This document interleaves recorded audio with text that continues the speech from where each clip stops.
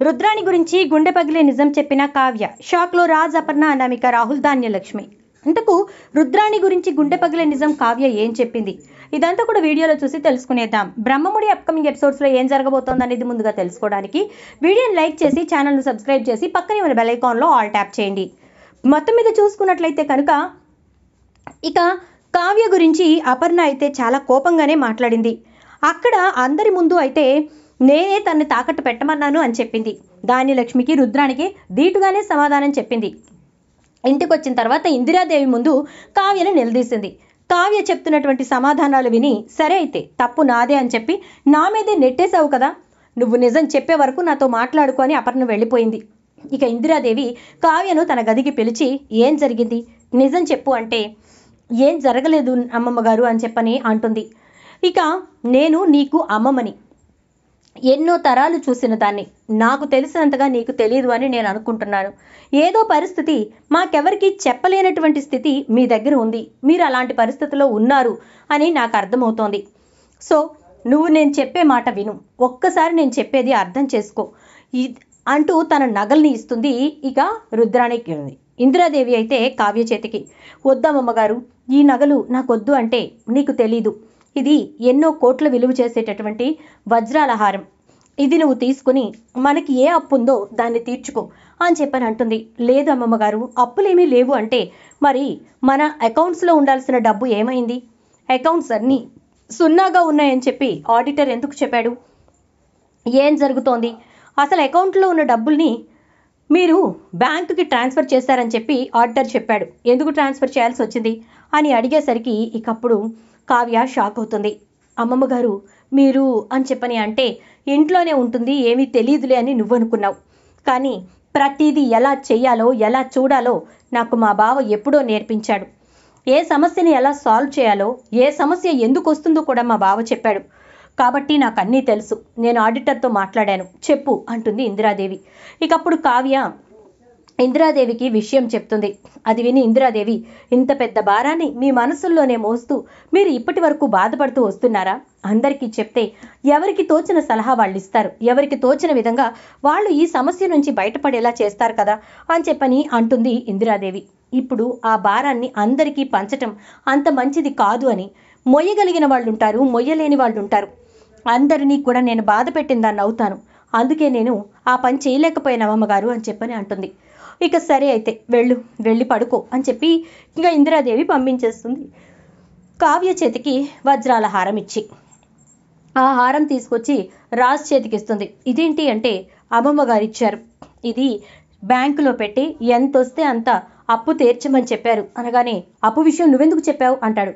నేనెందుకు చెప్తానండి, నాకేమన్నా పని ఏంటి చెప్పడానికి, నేను చెప్పలేదు అని చెప్పేసేసి అంటూ ఇక కావ్య అయితే రాజ్తో చెప్తూ ఉండగా, ఈలోపు రుద్రాణి ఏదో ఫోన్ మాట్లాడి ఫోన్ పెట్టేసిన తర్వాత చాలా సంతోషంగా వీడియో ఓపెన్ చేస్తూ ఉండగా, శభాష్ అత్త, శభాష్ అంటాడు రాజ్. ఏంటి రాజ్, నేనేం చేశానని చెప్పి శభాష్ అంటున్నావు అని అనగానే, అవునత్త, నిజంగా చాలా గ్రేట్ నువ్వు. ఎంత గ్రేట్ అంటే ఇంటి విషయాల గురించి ఊరందరితోటి మాట్లాడేంత గ్రేట్, అసలు ఇంట్లో ఏం జరుగుతుంది అనే దాని గురించి ఊరందరి దగ్గర ప్రస్తావించేంత గ్రేట్ అని చెప్పని అంటాడు. ఏంటి, నేనెవరితో ప్రస్తావించాను, నేనెవరితో మాట్లాడాను అంటే, ఇప్పుడు నువ్వు ఎవరితో మాట్లాడావత్తా అని చెప్పని రాజ్ అంటాడు. మీరు వదిలేయండి, ఏం జరిగిందో ఏంటో నేను బయట పెడతానుగా, పదండి అని కావ్య రాజ్ని తీసుకుని గదిలోకి వెళ్ళిపోతుంది. రుద్రాణి ఇక అప్పు గురించిన విషయాన్ని అనామిక తనతో చెప్పడంతో ఆ విషయాన్ని బయట పెట్టడానికి చాలా ఉత్సాహంగా ఎప్పుడు తెల్లారుతుందా అని ఎదురు చూస్తూ ఉంటుంది.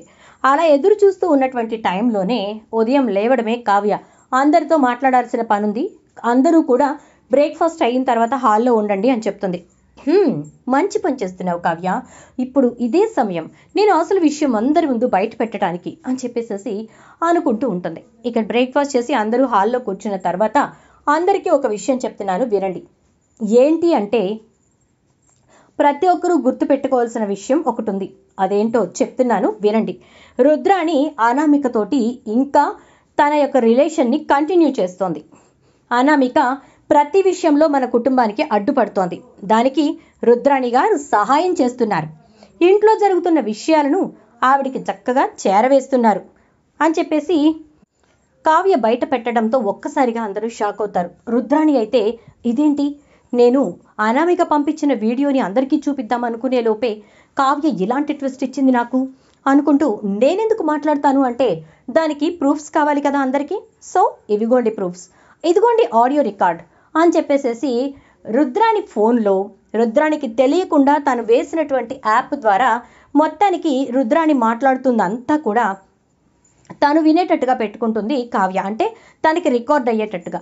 సో ఆ రికార్డ్ అయిన దాన్ని జాగ్రత్తగా తీసుకొచ్చి అందరి ముందు పెడుతుంది. రుద్రాణి అనామికకి కాల్ చేసిన కాల్ డేటాని కూడా తీసుకొచ్చి అందరి ముందు పెడుతుంది. దాంతో అందరూ షాక్ అవుతారు. ఏంటి, అనామికతోటి నువ్వు ఇంకా నీ సంబంధం అంటే నీ ఫ్రెండ్షిప్ని కంటిన్యూ చేస్తున్నావా? అది ఈ కుటుంబానికి చేసిన ద్రోహం మోసం నీకు తెలీదా అని ధాన్యలక్ష్మి అంటే, అలా అడగండి చిన్నత్తయ్య, మిమ్మల్ని రెచ్చగొట్టి ఇంట్లో వాళ్ళతో గొడవలు పెట్టే ఈవిడ గారు నడుస్తున్నదంతా అనామిక బాటలోనే. అనామిక ఎలా చెప్తే అలా చేస్తుంది. అనామిక చెప్తేనే మీకు ఈ కుటుంబానికి మధ్య గొడవలు పెడుతోంది.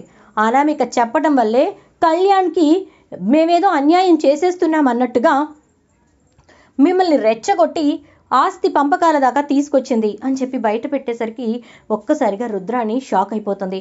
మొత్తానికి ఉరి నా మెడకు చుట్టుకుంటోంది అని చెప్పని అనుకుని, అది కాదు నేను చెప్పాలనుకున్న విషయం ఒకటి ఉంది అని చెప్పానంటే, ఇక నువ్వేం చెప్పినా మేము నమ్మే పరిస్థితుల్లో లేము, మేము నమ్మము, దయచేసి ఇక నువ్వు ఆపుతావా అని అటునుంచి ప్రకాశం ఇటునుంచి సుభాష్ ఇద్దరు అంటారు.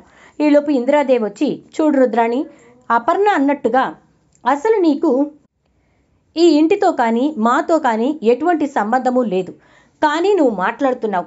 ఎందుకు ఊరుకుంటున్నామంటే కేవలం పెంచామనే మమకారం మాకుండబట్టి. కాబట్టి నోరు మూసుకుని నీ పని నువ్వు చేసుకో. కావ్య ఏం చేసినా ఈ కుటుంబం కోసమే చేస్తుంది, ఎందుకంటే కావ్య ఈ ఇంటి కోడలు కాబట్టి. కానీ నువ్వేంటని చెప్పి నువ్వు ఈ ఇంటి కోసం ఏమైనా చేస్తావు? నువ్వు ఎంతసేపు ఈ ఇంట్లో వాళ్ళ నాశనాన్ని కోరుకుంటావు. ఈ ఇంట్లో వాళ్ళు ఎప్పుడెప్పుడు పాడైపోతారా, ఎప్పుడెప్పుడు రోడ్డున పడతారా, ఎప్పుడెప్పుడు కష్టాల పాలవుతారా అని ఎదురు చూస్తూ ఉంటావు. అలాంటి నీ గురించి ఇక్కడ మాట్లాడుకోవడం అనవసరం. కావ్య చెప్పిందే నిజం.